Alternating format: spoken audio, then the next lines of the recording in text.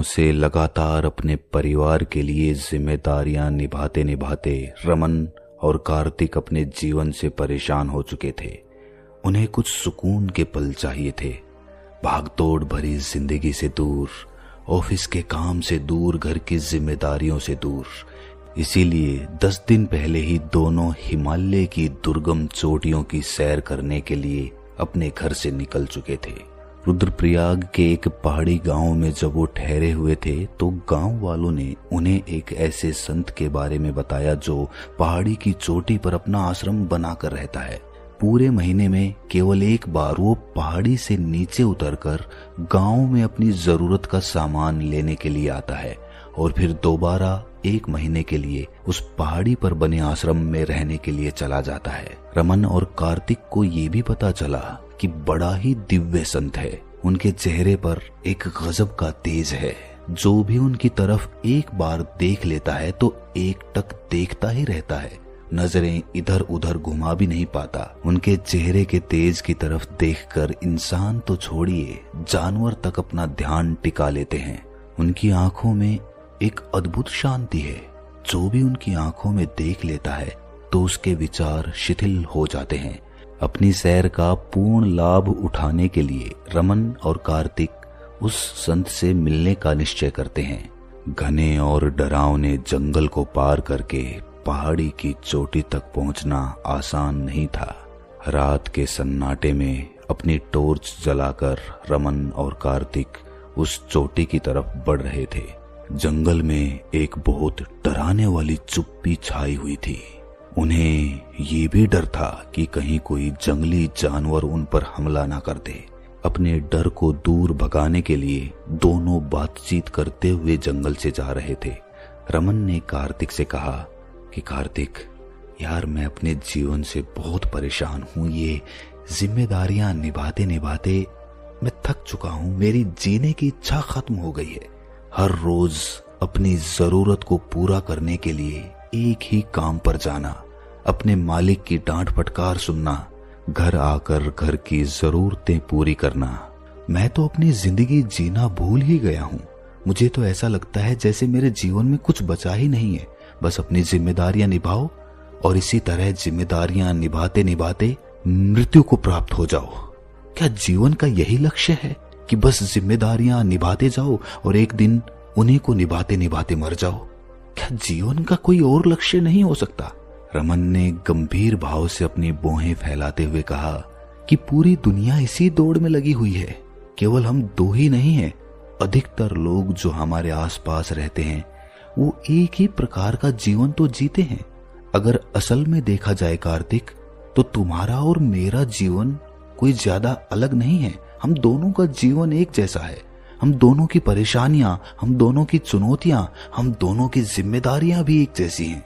कार्तिक रमन की बात का उत्तर देते हुए कहता है कि अगर मुझे वो संत मिला तो मैं उससे यही पूछूंगा कि जीवन का अंतिम सत्य क्या है। कार्तिक ने आगे कहा कि ये डरावना जंगल मुझे डरा रहा है। मुझे आज पहली बार अपनी मौत का भय हो रहा है और मुझे ये एहसास हो रहा है कि जैसा जीवन में जीता आया हूं वो कितना व्यर्थ है।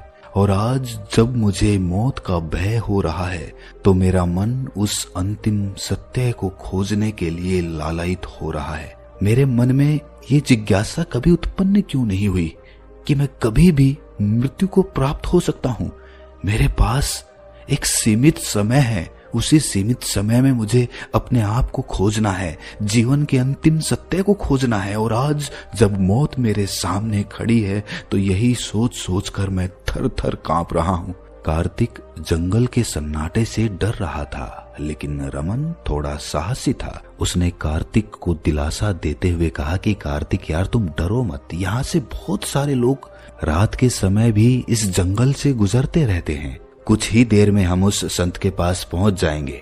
वो ये बातें कर ही रहे थे कि कार्तिक की नजर एक जलते हुए दीपक पर पड़ी जो कि उस रास्ते पर ही रखा हुआ था। जलते हुए दीपक को देखकर रमन और कार्तिक के मुख पर एक मुस्कान छा गई।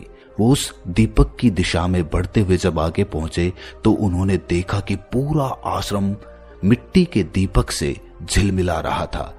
रोशनी रोशनी जंगल में फैली हुई थी और एक ऐसा अद्भुत दृश्य उनकी आंखों के सामने था कि वो उसको देखकर भाव विभोर और आनंद से भर गए, जैसे आज जंगल में वो अपनी दिवाली मना रहे हों। आश्रम के पास ही एक बहुत सुंदर पानी की झील बनी हुई थी और उसमें एक संत आराम से चंद्रमा को निहारता हुआ उसमें लेटा हुआ था। झील का पानी एकदम शांत था, उसमें कोई लहरें नहीं उठ रही थी, क्योंकि वो संत भी एकदम शांत अवस्था में उस पानी में लेटा हुआ था। आसमान में तारे टिमटिमा रहे थे और ऐसी अनुभूति होती थी जैसे वो संत उन तारों को देखकर त्राटक ध्यान कर रहा हो। उसकी नजरें इधर उधर झांकने की जगह चंद्रमा पर एकटक टिकी हुई थी। रमन और राघव बिना कोई आहट किए ये दृश्य देख रहे थे। उन्हें ये लग रहा था कि शायद संत को उनकी मौजूदगी का एहसास अभी तक नहीं हुआ है, लेकिन तभी संत की आवाज उनके कानों में पड़ती है कि सुंदरता को निहारने के लिए दृष्टा का मन सुंदर होना चाहिए। अगर उसके मन में प्रेम नहीं है तो उसे किसी भी वस्तु में कोई सुंदरता दिखाई नहीं देगी, लेकिन अगर मन में प्रेम भरा हुआ है तो कुरूप से कुरूप वस्तु में भी उसे सुंदरता का ज्ञान होगा। इस दृश्य की सुंदरता को देख पा रहे हो? कितना अद्भुत दृश्य है। मैं रोज रात को ये दृश्य इस झील में लेट कर देखता हूँ। इस दृश्य को मैं 24 घंटे देख सकता हूँ और फिर भी मैं इससे ऊबूंगा नहीं। अभी तक भी संत उस चंद्रमा को ही देख रहा था। एक बार भी उसने आंखें घुमाकर रमन और कार्तिक को नहीं देखा था। रमन ये सोचकर बड़ा आश्चर्य से भर गया कि बिना देखे संत को कैसे पता चला कि हम दो लोग हैं। हमने तो आने से पहले कोई आहट तक नहीं की। संत ने मुस्कुराते हुए अपनी आंखें चंद्रमा पे से हटाकर उन दोनों पर टिकाते हुए कहा कि योग अभ्यास करने से मेरी चेतना यहाँ चारों तरफ फैली हुई है। यहाँ पर कोई भी जानवर, कोई भी इंसान जब घुसता है तो मुझे उसकी अनुभूति हो जाती है। मुझे ये भी अनुभूति हो जाती है कि तुम्हारे मस्तिष्क में इस समय किस तरह के विचार चल रहे हैं। वास्तविकता में विचार तरंगे होती हैं और उन तरंगों को एक योगी बड़ी आसानी से समझ पाता है। ज्यादातर लोग इसे चमत्कार समझने लगते हैं, लेकिन इसमें चमत्कार जैसा कुछ भी नहीं है। ये सिर्फ योग अभ्यास के परिणाम हैं। तुम भी अगर ऐसा योग अभ्यास करोगे तो तुम्हें भी ये शक्तियां अपने आप प्राप्त हो जाएंगी। लेकिन अगर तुमने इन शक्तियों का दुरुपयोग करना शुरू कर दिया तो ये शक्तियां तुम्हें लाभ पहुंचाने की जगह हानि पहुंचाने लगेंगी। कार्तिक और रमन दोनों इस संत की आंखों में इस प्रकार डूब गए कि उन्हें एहसास ही नहीं रहा कि वो क्या पूछने यहाँ पर आए हैं, उनके सवाल क्या हैं। अचानक उस संत ने अपनी आंखें उन दोनों पे से हटा ली। रमन और कार्तिक फिर से होश में आते ही उनसे सवाल करते हैं कि गुरुवर, आपकी आंखों में एक गजब की शांति है।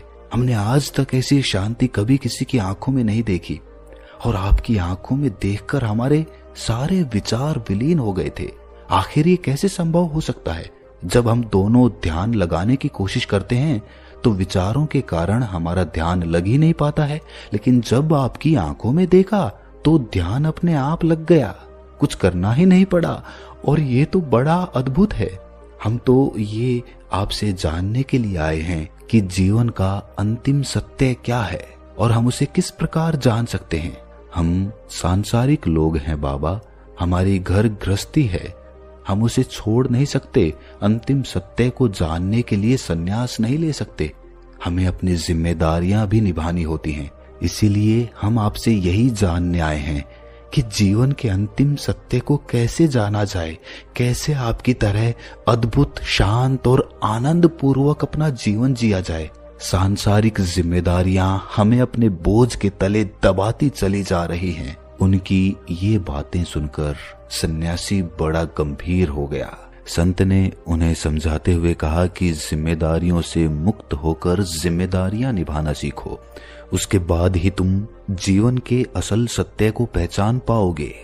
जब तक तुम जिम्मेदारियों को बोझ समझते रहोगे तब तक जिम्मेदारियां तुम्हारा पीछा नहीं छोड़ेंगी। कार्तिक ने बड़े आश्चर्य भाव से पूछा कि महात्मन, ये कैसे हो सकता है कि हम जिम्मेदारियों से मुक्त होकर अपनी जिम्मेदारियां निभाएं? हमें तो जिम्मेदारियों के अधीन होकर अपनी जिम्मेदारियां निभानी होंगी, तभी तो हम उन्हें निभा सकते हैं।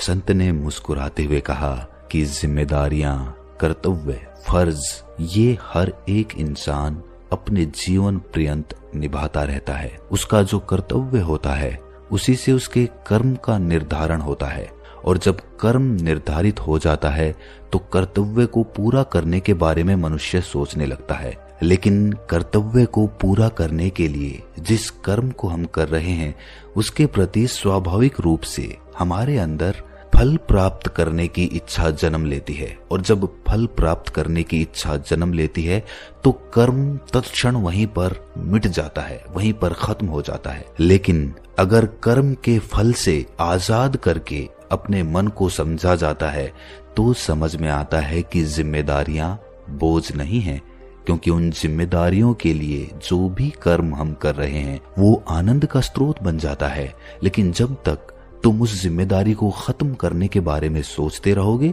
तुम्हारा सारा ध्यान कर्म के फल पर केंद्रित रहेगा। कर्म के फल पर ध्यान केंद्रित रहने से उसका ध्यान क्रिया से हट जाता है, क्योंकि कर्म को करने के लिए क्रिया करनी पड़ती है, और जब क्रिया पर ध्यान नहीं रहता है तो ध्यान वर्तमान में नहीं रह पाता, वो अतीत या फिर भविष्य की कल्पनाओं में डूब जाता है, और उसके बाद वो कर्म घटित नहीं होता जिससे कि जिम्मेदारियां कभी पूरी नहीं होती। इसीलिए मैंने तुमको समझाया कि जिम्मेदारियों को बोझ मत समझो, उनसे मुक्त होकर काम करो, फिर तुम क्रिया पर अपना ध्यान केंद्रित कर पाओगे, और उसके बाद तुम वर्तमान में रहना सीख पाओगे।